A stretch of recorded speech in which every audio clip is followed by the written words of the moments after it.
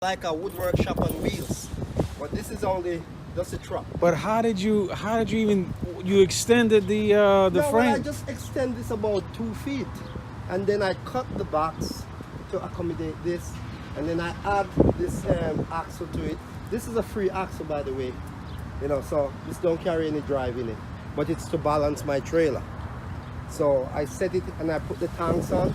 Wow. So I'm not finished.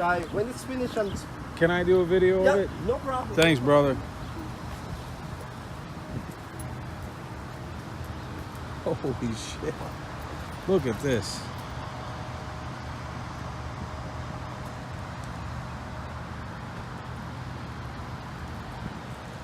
Is this a work truck or what? Kind of like gives you an idea. Put those big ass tanks on there.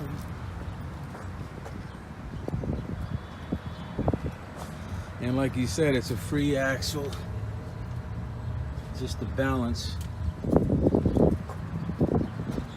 Holy smokes.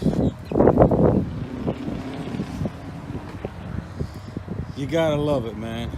You gotta love it. Ingenuity.